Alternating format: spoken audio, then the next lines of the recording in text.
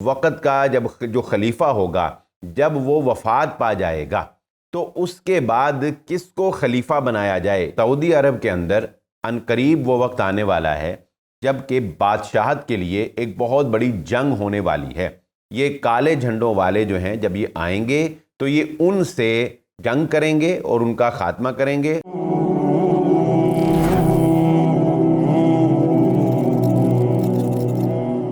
بسم اللہ الرحمن الرحیم۔ سلسلہ وار ہماری گفتگو امام مہدی کے بارے میں جاری ہے۔ دیکھیے، امام مہدی کے بارے میں گفتگو کرنے کا مقصد ہرگز یہ نہیں ہے کہ آپ ہاتھ پہ ہاتھ رکھ کے اور امام مہدی کا انتظار شروع کر دیں اور خود کچھ بھی نہ کریں۔ یہ تو ایک حقیقت ہے جسے محمد رسول اللہ صلی اللہ علیہ وآلہ وسلم نے بیان کیا اور ہم اس کے اوپر ایمان رکھتے ہیں، اور یقیناً ہم اس کے منتظر بھی ہیں اس وقت کے، اس اچھے وقت کے۔ لیکن اس کا مطلب یہ ہرگز نہیں ہے کہ آپ خود سے کچھ نہ کریں اور مار کھانے کے لیے خود کو جو ہے وہ ڈنڈوں کے آگے اور خود کو جو ہے وہ لوگوں کے آگے، ظالم اور جابر لوگوں کے آگے خود کو جو ہے وہ بچھا دیں اور خود کو جو ہے وہ مار کھانے کے لیے پیش کر دیں۔ ہرگز یہ مطلب نہیں ہے۔ دیکھیں، لیس للانسان الا ما سعی، اللہ رب العزت نے قرآن مجید میں بھی اس بات کو ارشاد فرمایا ہے کہ کوشش جو ہے یہ ضروری ہے، کوشش کے بعد ہی نتائج حاصل ہوا کرتے ہیں۔ من جدہ وجدہ، جس نے کوشش کی اس نے منزل کو پا لیا۔ تو امام مہدی کے بارے میں آج میں ایک بہت ہی زبردست روایت جو ہے، جو بہت سی حقیقتوں سے پردہ اٹھانے والی ہے، رسول اللہ صلی اللہ علیہ وآلہ وسلم کا فرمان ہے، وہ آج ہم جو ہے وہ سنیں گے۔ اور اس فرمان سے ہمیں یہ پتہ چلتا ہے کہ حالات جو ہیں وہ کس طرف جائیں گے۔ سعودی عرب کے اندر عنقریب وہ وقت آنے والا ہے جب کہ بادشاہت کے لیے ایک بہت بڑی جنگ ہونے والی ہے۔ یہ جنگ پچھلے دنوں بھی دیکھنے میں آئی، لیکن یہ جنگ جو ہے یہ طول نہیں پکڑ سکی اور جلد ہی اس کے اوپر قابو پا لیا گیا، الحمدللہ۔ لیکن رسول اللہ صلی اللہ علیہ وآلہ وسلم نے ارشاد فرمایا، عنقریب تمہارے اندر وہ وقت آئے گا جب کہ ایک خزانے کے لیے تمہارے 3 گروہ جو ہیں اور تمہارے 3 افراد جو ہیں وہ خزانے کے لیے ایک دوسرے سے جنگ کریں گے۔ اور آپ صلی اللہ علیہ وسلم نے فرمایا کہ وہ تینوں جو ہیں وہ ایک خلیفہ کے، یعنی ایک شاہی خاندان کے فرد ہوں گے، حکمران خاندان سے وہ تعلق رکھنے والے ہوں گے، وہ تینوں خلیفہ کے بیٹے ہوں گے۔ اور یہ بات جو ہے یہ ہم دیکھ سکتے ہیں کہ حالات جو ہیں وہ تیزی سے اس طرف جا رہے ہیں کہ جب سعودی عرب کے اندر ایک بہت بڑا خزانے سے مراد جو ہے وہ اس کی بادشاہت ہو سکتی ہے، یا کوئی ایک خاص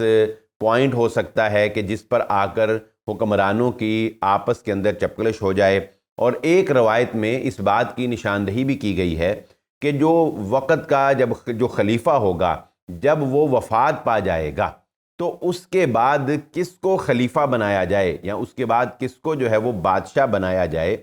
اس بات پر لڑائی اور جھگڑا جو ہے وہ شروع ہو جائے گا، اور 3 جو گروہ جو ہے وہ شاہی خاندان کے بن جائیں گے، اور وہ تینوں گروہ جو ہیں وہ بادشاہت کے حصول کے لیے ایک دوسرے کے ساتھ جو ہے وہ جنگ کریں گے۔ لیکن رسول اللہ صلی اللہ علیہ وآلہ وسلم نے ارشاد فرمایا کہ ان تینوں میں سے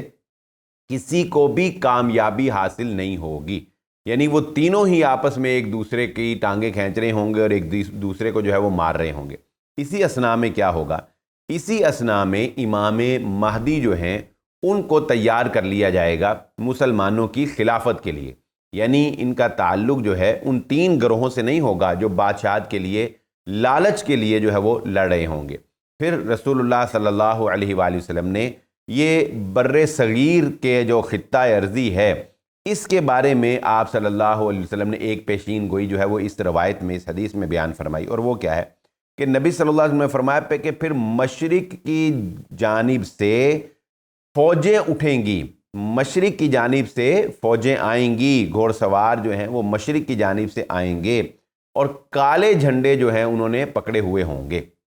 اور پھر رسول اللہ صلی اللہ علیہ وآلہ وسلم نے فرمایا کہ وہ اس طرح سے ان کو ماریں گے، تمہیں ماریں گے کہ اس سے پہلے کسی نے ایسی مار نہیں ماری ہوگی، یعنی تمہیں سے مراد کہ وہ 3 افراد جنہوں نے خانہ جنگی کی صورتحال پیدا کر دی تھی اور لوگوں کا جینا دوبر کیا ہوا تھا اور ملک کے اندر جو ہے وہ افراتفری کا ایک نظام قائم کر دیا تھا، یہ کالے جھنڈوں والے جو ہیں جب یہ آئیں گے تو یہ ان سے جنگ کریں گے اور ان کا خاتمہ کریں گے، اور پھر جو ہے امام مہدی کے ہاتھ میں خلافت آئے گی۔ رسول اللہ صلی اللہ علیہ وسلم نے فرمایا کہ ان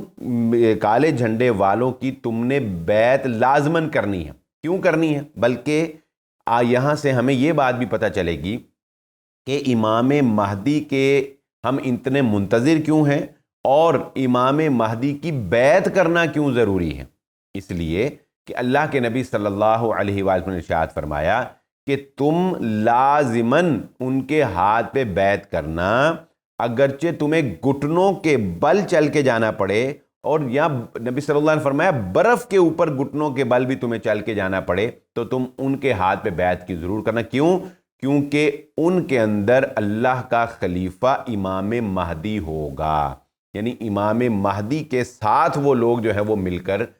جنگ کریں گے، اور امام مہدی کی کمانڈ کے اندر وہ لوگ جو ہیں ان کی خلافت جو ہے اس کو قائم کریں گے۔ اس کے متعلق تمام تر روایات کو جب جمع کیا جائے تو ہمیں یہ پتہ چلتا ہے کہ 3 خلیفہ آپس میں لڑیں گے، بادشاہت کسی کو نہیں مل رہی ہوگی، عوامی طاقت جو ہے وہ کھڑی ہوگی، اور وہ امام مہدی کو اپنا خلیفہ نامزد کریں گے، اور امام مہدی کے خلاف ان کے ملک کے اندر ہی سے سب سے پہلے جو ہے وہ